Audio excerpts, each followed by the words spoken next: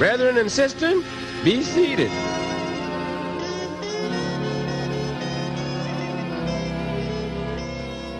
Gather round me, everybody. Gather round me while I preach some. Feel a sermon coming on me. The topic will be sin, and that's what I'm again. If you wanna hear my story, then saddle back and just I know that every Mason is blessed with a lot. However, I must be in 47 different organizations, and every single one of them, Wayne, when you do this, why didn't you guys teach me to say no a long time ago?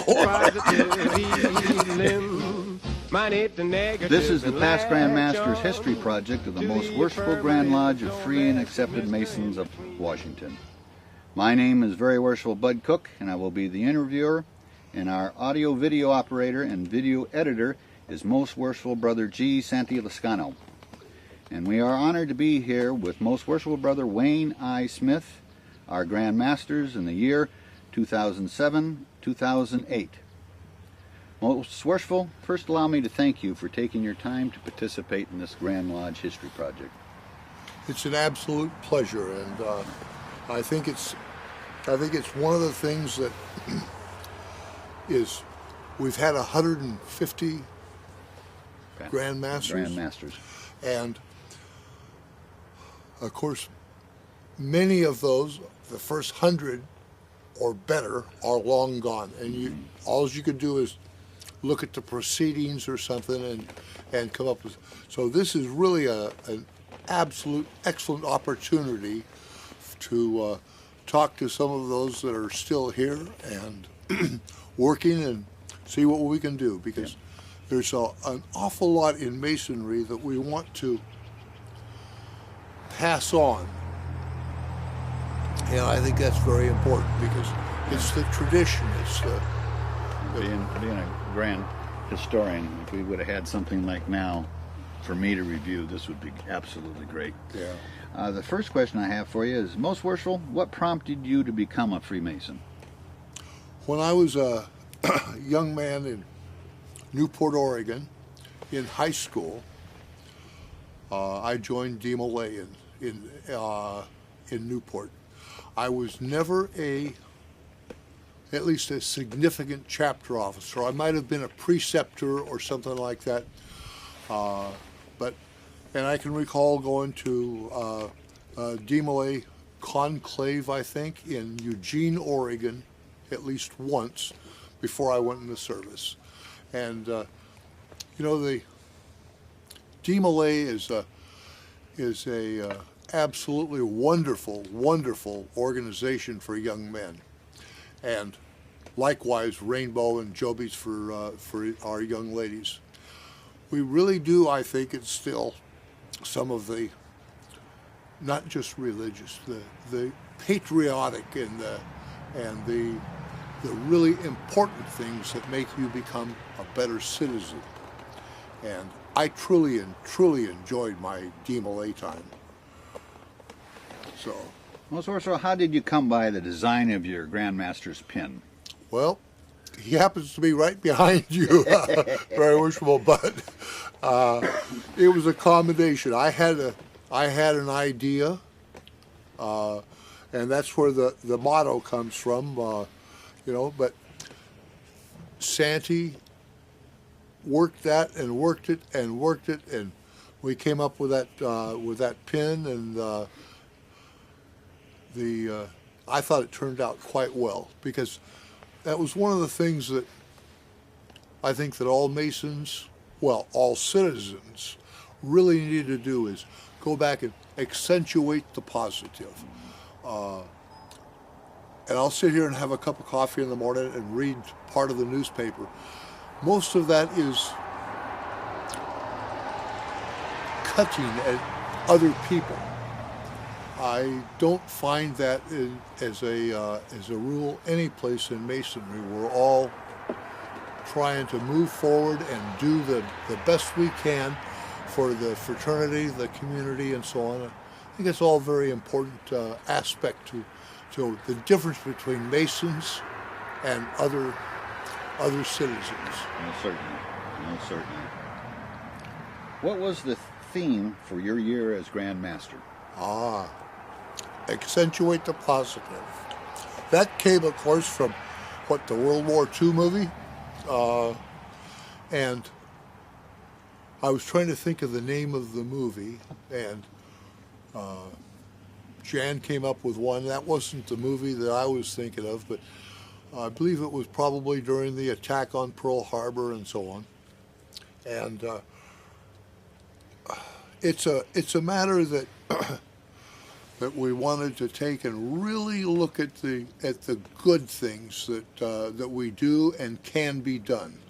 We've always been an active fraternity. We hide too much under the table, and I was in there picking out books for the new library that they're trying to build up at Coopville, and there's boxes of them. Cherison's going to pick them up in a day or two, but as you really look through some of those, and you can go clear back to Pike. Doesn't make any difference. The philosophies and the values are still the same. Some of them have changed and moderated, but basically, we're still looking for the same thing in men, Masons, and community. Yeah. What were some major goals that you wanted to pursue during your term? I think probably most likely cooperation and teamwork. When you start out and you elect this past year a junior and a senior Grand Warden, we know that each one of us has certain idiosyncrasies. We're people. We're not just pawns. We're all people, and we have all various little ideas and so on. And I think all of us want to bring the best of those to the fraternity. And it's not a matter of telling you what to do. It's a matter of encouraging you to do. That's more important than it doesn't matter if you're a Grand Master, and when you're installed, and I didn't read the ritual this morning, but when we install the Grand Master at Grand Lodge, don't we tell him something like your powers are high, omnipotent, and so on and so on? Well, they are, but you don't ever want to have to use those powers. What you want to do is encourage people to come around and live the tenets of Masonry. So, yeah, I think that's really important that we don't tell, we encourage. I totally agree with you. What were the challenges of your term? Without putting any negatives to it, I can recall going with, probably when I was senior Grand Warden, so that would have been Chuck McQuarrie. We've gone places, and yes, Grand Master will do that. Yes, Grand Master will do that. And you know darn well that when you walked out, well, he's only got 4 months left or 6 months left. Let's try the next one on. That's what people forget is we talk, we work together. It's a team. Yeah. So, what are your favorite memories as a Grand Master? oh my God, we went all over this state, and of course at that time we had district meetings instead of regional meetings, and so they were an entirely different concept of what you're doing and so on. But hey, it works, and because I'm not in charge anymore, okay, we'll do what the Grand Master wants to do. And would I prefer some of them to be different? Maybe I would, but that doesn't mean that I disagree. It's a matter of preference. And so, yeah, I think that being Grand Master is one of the most, it's one of the most honorable things that can ever happen to you. Yeah, most definitely. Most definitely. Does the man make the office, or the office make the man? It's a combination, Bud. What happens, of course, is you start out, and as you're elected as junior and move on up the line, we each have, like I said, our idiosyncrasies, and each one of us is going to be a little bit different. But what we try to do is go right back to my theme, accentuate the positive, and get each of us to work together and for the overall good of the fraternity. It's not what's good for me as Grand Master, it's what's good for the fraternity as a whole. What is it like being Grand Master? Oh, anybody that hasn't tried it ought to. It is, you can, no matter where you go, I've been Costco, into the Navy Exchange and so on. Somebody will come up, Grand Master. Matter of fact, I was at Costco a number of months ago, walking through, and I heard this lady, there he is, there he is. I didn't know who the lady was, but about 3 minutes later, here comes her husband. Well, I knew him, and you know so many Masons, and they are all absolutely just great people to meet and to do business with. It's just a super attitude and possibility. It's and they never forget. They never forget. So it's just absolutely amazing to me how, after you've been up through the line, and of course it's not just going through the line, because I think I probably started out at the Grand Lodge level as Grand Chaplain, wasn't it? When we went back to Washington D.C. to Alexandria when John McNabb was Grand Master. We went back there, and you go through all of the various positions coming up through. Deputy of the Grand Master in a district and so on. The honors and respect that you're paid is just unbelievable. Much more than you could, I think, much more than you or I or any one of us by ourselves can contribute. It's a matter of how can we make this work, and how can we get together and encourage the whole fraternity. It's been absolutely a super job. There's no two ways about it. Who was of the greatest help to you as Grand Master? That's kind of a tough question, because I had so much help, you know. As a matter of fact, and even today, when if I need something, I call Most Worshipful Jim Van Ice from Oak Harbor, or Most Worshipful Bill Wood from Brewster, and so on. You know, and you call on these brothers, and it's never, Wayne, do this. It's, have you considered? And I think they all whisper good and timely counsel if you ask. Nobody tells you what to do. It's a matter of how can we make this work better, encourage. That's what we really want to do, I think, in the entire, not just the Grand Lodge, but in the entire fraternity. We want to just keep going along like that. What role did Masonry have in your life as a child and young adult? Well, that was really when I started in DeMolay. At that time in high school, I was probably a freshman, and I think Jan asked me this too. How many?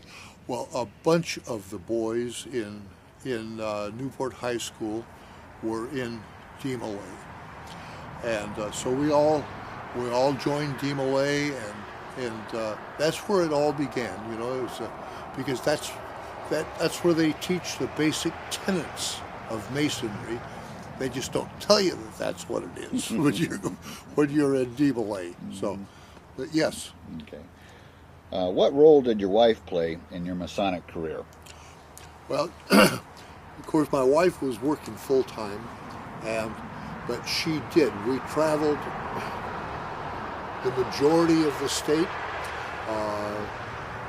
and that was when we had district meetings instead of regional meetings, and so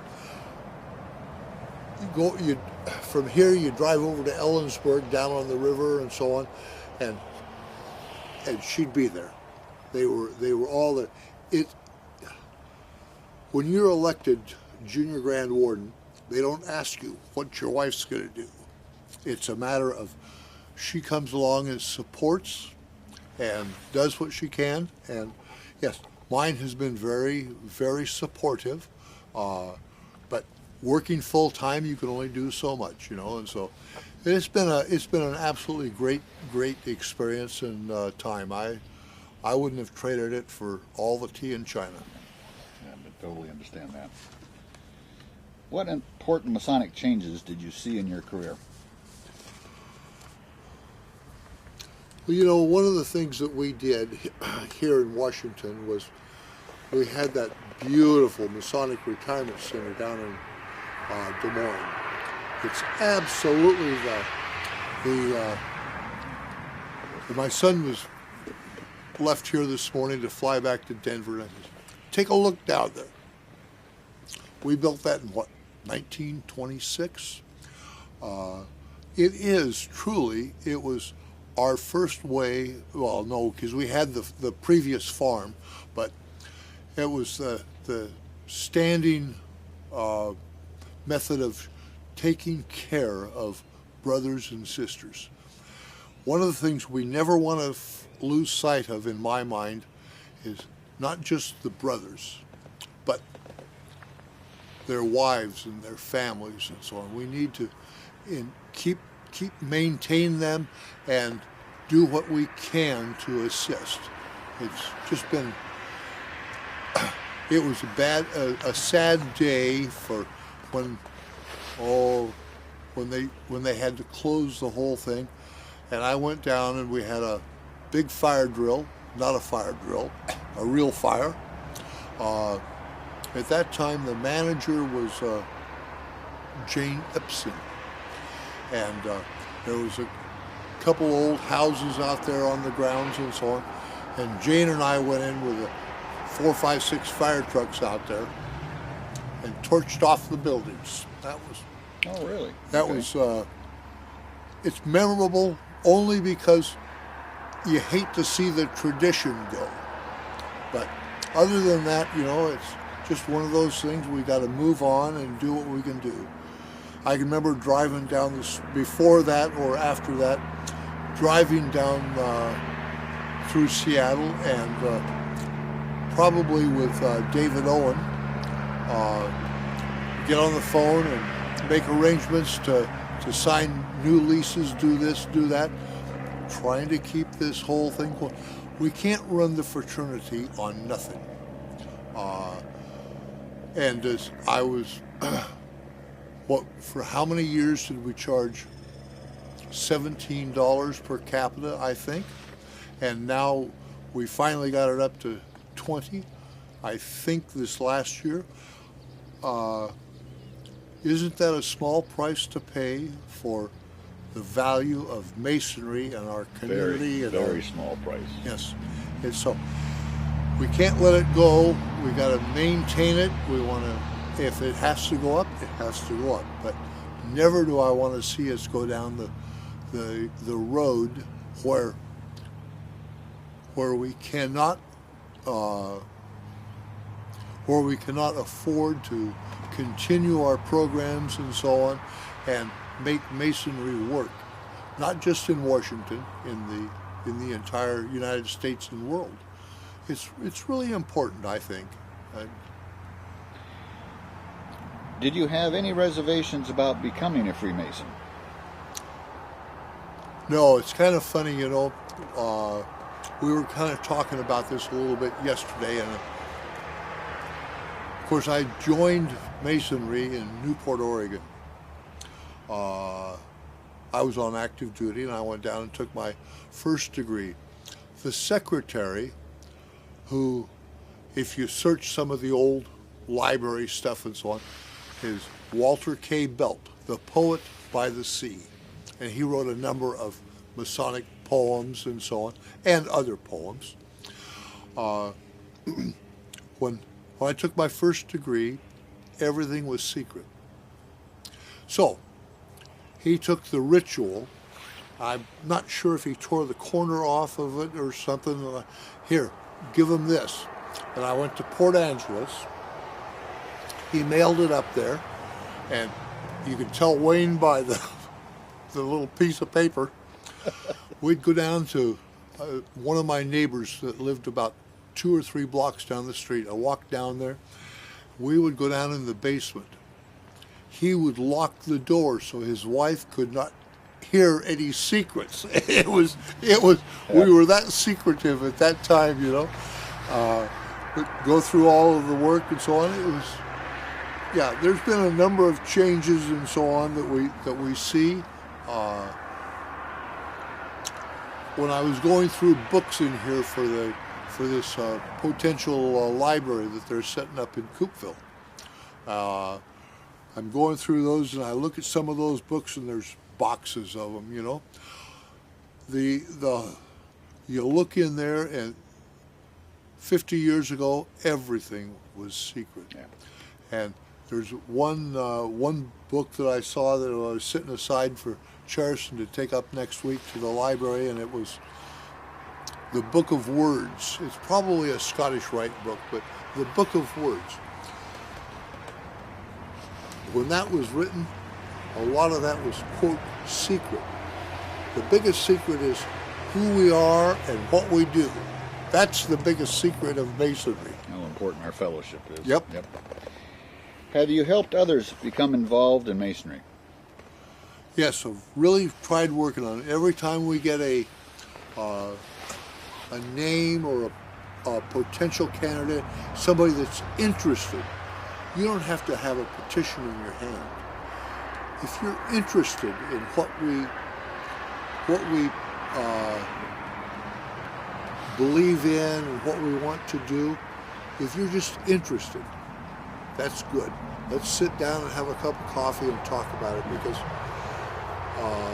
maybe I'll hit the right key, the right tone, and interest you and bring you through.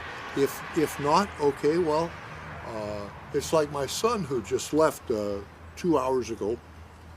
Not a Mason, but he's been brought up with the same patriotic, religious, and philosophical values, and that's more important than the pin on your collar. I think the values are more important to the community, to the man, to the citizen. Yes, we can make everybody a Mason, but I don't think that's the idea. I think make some of those. My stepson happens to have just, I don't know if I think he was in Kandahar last time, got an email from him. He's a Marine stationed currently at Camp Lejeune, and he's on probably his 3rd deployment overseas. Keep your head up, your butt down, and look careful, kid, because some of those, I don't care where you go over there, some of those are very, very dangerous deployments, and yeah, keep your head up, your eyes open, and your butt down. Yeah, I understand that totally. You might want to have to edit the butt out. I leave that up to Sandy. He knows. Is there anything you would like to talk about that we may not have discussed? You know, I think the most important thing that, and I know there's a number of these items that everybody will talk about, but